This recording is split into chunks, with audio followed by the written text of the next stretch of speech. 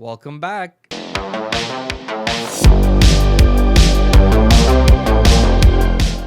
It's good to be back, guys. I am extremely happy. There's a lot of reasons why I'm happy.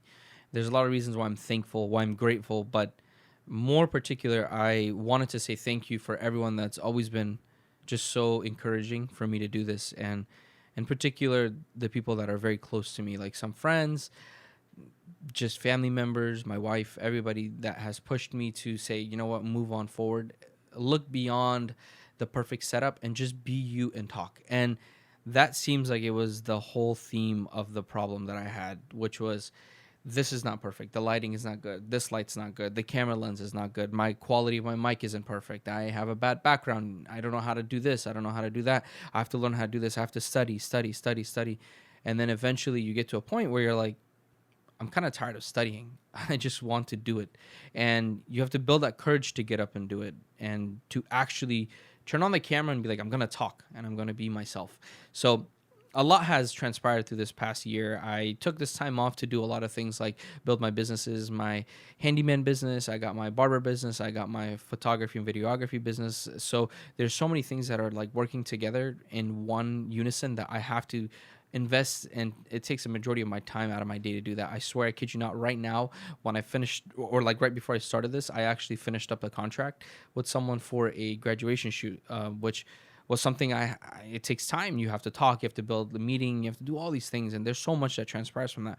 But nevertheless, it's a goodness that comes with its, little bits of bumps that you have to go through. Either way, alhamdulillah, I don't want to say ever that I'm not grateful for it. I thank God for it every day that I have a job, that I do what I love to do, and people around me equip me with that love and the passion, and they tell me with encouraging words or with just their presence in my life and their positivity to basically make me do what I want to do. So it's been a whole kind of like whirlpool of changes in my life. Like I said, you get married, things change. Everything changes. A lot of things change when you get married too. So that was one of the things I actually wanted to talk to you guys about, which was a lot of us, I feel like, now don't want to get married, or they're afraid of marriage, or love is too much to work with, or it's not fun, or whatever. And people like the single life until they're 45, 50 years old. I saw this TikTok not too long ago. It was about a lady. She was like 55, 60, and she was talking about how she always rejected guys. And she was saying like, oh, I rejected them because, I didn't need a guy. I always wanted to be myself. I'm independent, yada, yada, yada, etc. Yeah, that's a bunch of bullcrap. And then once you get really old, then you go, oh, man, I actually do need someone. I don't want to be alone. I hate being alone. Oh, I need love. I need intimacy. I need this. I need that. So this whole notion of being single until you're 50, and then when you're done and you're expired, and yes, when you're expired, because at 50 years old, you're not, a 20-year-old girl that can have a couple babies. Yeah, at 50, you probably already hit menopause. Then you want to invest into a man that's already probably established or has kids or just got divorced or is a widower.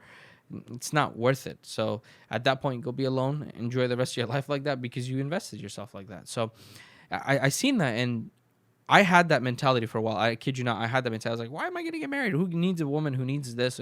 I'm going to do it all by myself. And that all changed. That all changed the moment I realized when God put someone in my life that made it better. So when she came in, I realized like, whoa, I am missing a lot of things, and there's many holes within my character that show I'm not perfect. And she really does, put a cover over that and makes sure that I am presentable in certain ways, or if I'm making a mistake, whether it's minute or large, at any magnitude, she helps me with that. So I dedicate a lot of love that I have, a lot of my passion, to my family, to my significant other, my wife, and to my sisters, my brother-in-laws, everybody. Like, there's just so many people that I owe a lot of things to. And I say this because I wholeheartedly mean it. So I know I kind of dumped a lot of that on you guys just to give you an update. There was just so much that was happening. I had to feel like, you guys need to be a part of it.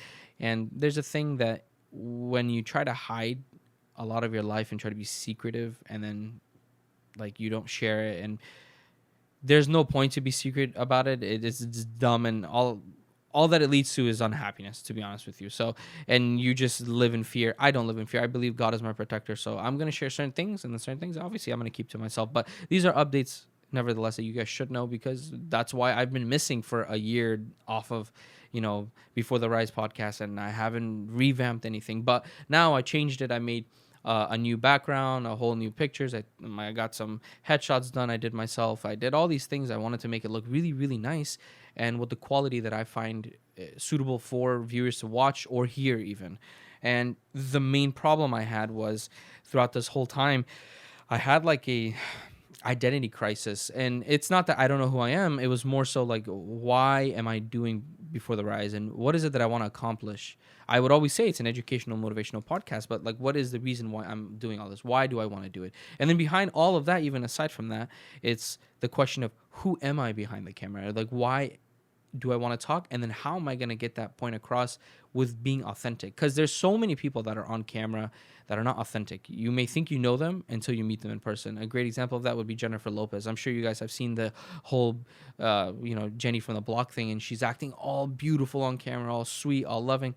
Behind the scenes, there's so many TikTokers, there's so many YouTubers, Instagrammers, all these people that come out and say, I've met J-Lo and she's the crappiest person alive. Like, that tells you a lot about who you're coming across, why you're coming across them, and then should you believe who they are for what they present themselves. So long story short, that was my issue. I was saying, how do I avoid that? How do I avoid coming in here and be like, hey guys, I'm Bros. Welcome to Before the Rise podcast. I'm excited to have you guys here. Blah, blah, blah, blah. Like, what's the point of doing all that? When I turn off the cameras, I get sad, or I don't share that, hey, you know what? There's a reason why I don't smile a lot, why I'm more serious, why I hope to aspire to change people's life by not making jokes only, but to actually impact them in a way they might need to hear it, but don't want to hear it. So with all that being said, I realized the one thing, and the most important thing that was stopping myself from being that person, was myself. It was the fear of judgment. It was the fear of, how are people going to see me if I make a spelling error when I talk, or if I make a grammatical error when I talk, or if I sneeze, or if I need water, if I'm thirsty, if a little spit pops out in the picture, or if I take a pause for a second and just go quiet, or what are people going to think? And throughout this whole time, I was like, whoa, like, it really matters about what I say only to myself more than anyone else. And that helped me really understand, like, who is the villain in the story? Who's the hero? How can I get over all these anxieties that I have and these anxious thoughts that I get before I film? Even though you may not know it, a lot of people have told me, like, Bros, you are amazing when you talk behind a camera. It's like natural. It's not a problem. I feel like I'm right next to you. And yeah, I may make you feel like that, but in reality, I genuinely don't feel like that myself. I feel like, you know what? I'm talking, I'm doing all these things, but am I really meaning it is the question. And I didn't mean it. Some of the times I didn't mean it. Sometimes I would talk and I'm like, yeah, I don't mean this. Like, I'm talking, but I don't really mean any of this. Like, why am I saying this? I'm talking about something that is just trending. Why am I even talking about something trending when it doesn't make sense to me or my livelihood, or it doesn't really correlate with me? And throughout this time, that's when I kind of would jot down month by month, take a journal down, like, okay, like, this is what you can improve on. This is how you can fix this. This is how you can be authentic, until like very, very close, like I would say last weekend, I was writing down, both my wife and I, we were talking, and she was telling me how much, she was like, it's not about how you look. It's about what you say and how you say it. And before I left my job that I was working at the dealership, and I just, fully invested into my business, I met a lady that was very sweet. And I'll bring this lady up because she was, I forgot her name. I absolutely forgot her name. But she met Martin Luther King Jr. She was the first black woman to be a business owner in California. And she was the first CEO that was a black woman in California. So she was very, very well educated, very well spoken. She was extremely sweet. And she said something which, like, it's like as if it kind of changed, as if God was telling me through people, like, listen to what I'm telling you, because you're not trusting yourself with what you want to do. You don't believe in yourself as much as you should. And what that was, it was basically her looking at me, and she told me, son, just find a way. And I kid you not, she just randomly said that to me, because I was telling her about my life and where I am and how I would like to fully invest in my businesses, and to fully invest in myself, and to do everything I want to do, and to stop being afraid about certain takings of leap of faith, I guess you could say. And she said to me, she was like, son, find a way. And that like struck a chord with me. I swear to God, I almost got emotional at that moment when she said that, because it's like as if I needed to hear that. And when she said that, I was like, I do need to find a way.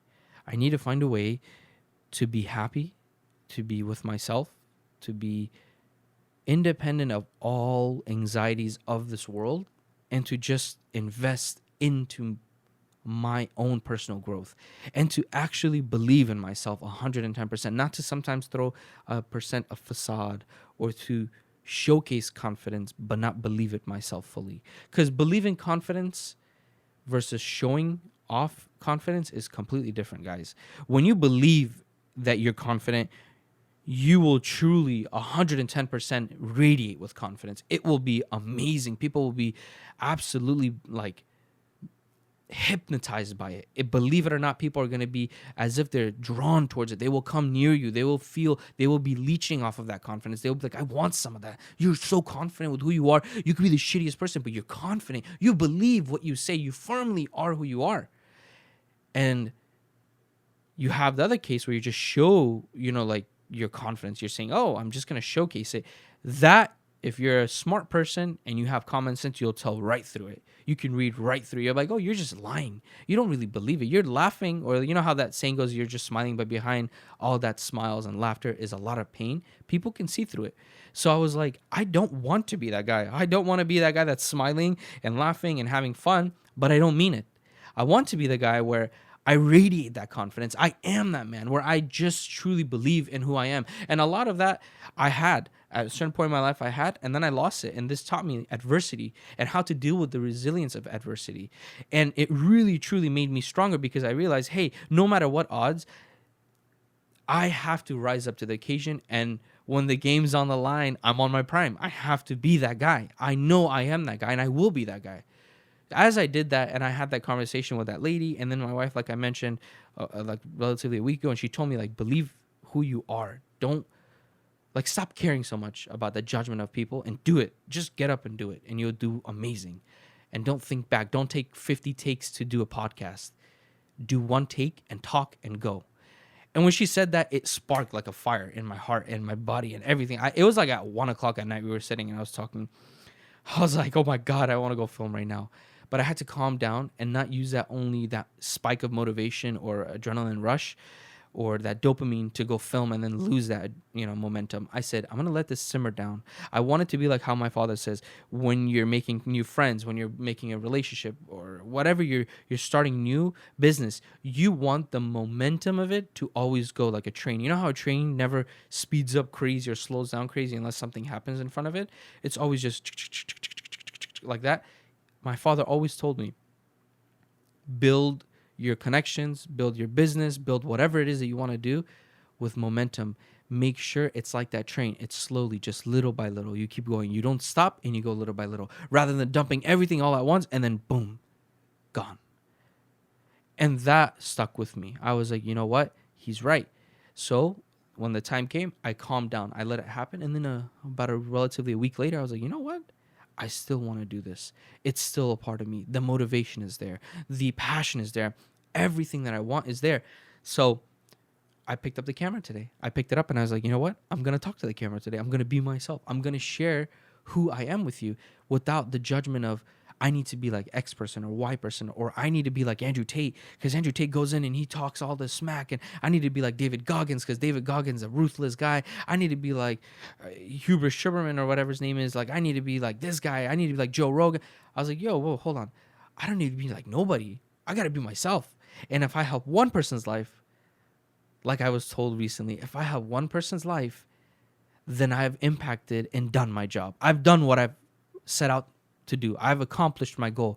But if I failed and I did not achieve that, and I have 1 million followers, but not even one person is affected in a good way, and they're just going about it like as if it's another TikTok, like scrolling, oh yeah, that's pretty cool, and liking and walking away and just sharing because they just want to share because I'm famous or they know me, then I don't want any of that. I'd rather help actually someone. That's the whole reason why I started Before the Rise, to help someone, to make someone feel confident, to make anyone and everyone that hears feel better, to make a change in their life, whether that's minute as brushing your teeth and you're depressed and you don't want to get up, or as something as you are about to go meet the president, you're about to go be someone amazing, give a speech like to a group, or you want to do anything and you're about to accomplish and you just need that push. You need someone to be there for you because maybe you feel alone or maybe no one truly understands you. That's where I come in and I said, you know what? I will do that. That's what my goal is and that's what I want to do. So if I could even do that to one person, then I've done my job. I've done what I've set out to do. And that was the main reason why I started today and right now. I don't know why it just happened. I just got the camera and I said, you know what? This is the moment. This is the moment for me to talk now. This is now the time for me to get up and just let go and go see where it goes. And inshallah, with God's will and his guidance, I will be that guy. And I am that man. And I will help. And I have helped. And it makes me very, very grateful and gracious. And it makes my heart extremely, extremely warm to know that there's people out there that have reached out to me and said, bros, you've changed my life for the better. Bros, you've made me happier. Bros, you've helped me with things that I had no one to help me with. Mom, dad didn't help me. No one helped me. So with that being said, obviously, there's a lot I want to share with you guys. There's a lot I want to say. There's a lot I want to bring up to you. There's trending topics that are extremely important, like this Israel-Palestine thing. It's not a joke, and a lot of people are undermining it. A lot of people are kind of just deframing the whole thing, or they're negating it, or they're derouting themselves from it. It's real. Genocide is happening. Poor Palestinians are dying. These are children. These are human beings. This isn't about religion. This isn't even about race anymore. This is about just humanity. And we lack the understanding of what's going on. People will fight and say, oh no, the Israelis are dying. Do you understand how many Palestinians have been murdered? Over 40, 50,000. And the majority of them are kids, young people, civilians, people that have just built families. You're telling me a 2-year-old needs to die because you think they're going to bomb you? Like, you really think you need to bomb a 2-year-old? Shame on you and shame on the person that supports that. And if anyone goes, oh, well, they have Hamas. Okay, let's say let's just for the case of scenario, say they do have Hamas and they do have backup and they're so much power. They're such a threat. A group of such small people are such a threat. Okay, does that justify the killing of millions or hundreds of thousands or thousands or even one person? Absolutely not. Absolutely not. And if anyone supports that, you need to look back at yourself and you need to put yourself in their shoes, the poor Palestinian people. Put yourself in their shoes, because when you realize what's going on, you will, in fact, say, man, I am in the wrong. I am 100% in the wrong. I'm dumb. I'm dumb. I'm dumb. And I hope you guys can actually do some research behind this before listening to CNN or this network or that network, whatever network it is, or whatever random person it is. Even you might say, well, bros, you're random. Yeah, I might be. So then do your own homework. Go do some research. Actually understand how many people have died. How many people are going to die? What can this even lead to? Right? Actually do your homework and see what is going to happen if I constantly am negating this problem that's going on. So really, truly put yourself in that position of those poor people. And I mean poor, not in the sense that they are lacking financial wealth or soul or religion or faith or anything. I mean poor because they're helpless. They're helpless. They have almost nobody to help them. While we sit here in other countries that are fully equipped to help them, don't do anything. Don't do absolutely anything. They're not poor. They're actually richer than us in a lot of ways too, just to let you know, because they're dying with full faith and belief in God. Those people are set to go to heaven because they're not doing anything wrong. They're all martyrs. Okay? They're all martyrs, which is shaheed basically in Islam, in case you guys didn't know. But anyways, the conversation is extremely long. I could sit here for hours and talk to you guys about that and tell you why we have come to a point now that our minds are like just dumb. They're mush. They're like this. You squeeze it, there's nothing. There's nothing in our heads. We absolutely have become dumb, like absolutely dumb.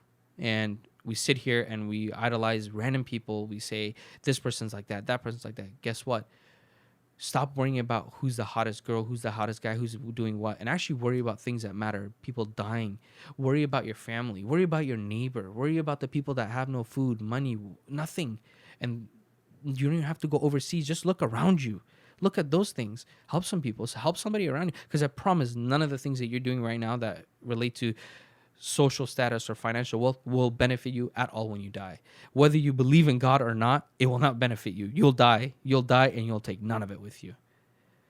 So I hope, I challenge and I am very, very, very motivated to help you guys out, and I am hoping that you guys are as well, just reciprocating that energy by doing homework, by doing your best at everything and anything you do. So, with that being said, I'm extremely grateful and happy, and I'm excited to be back.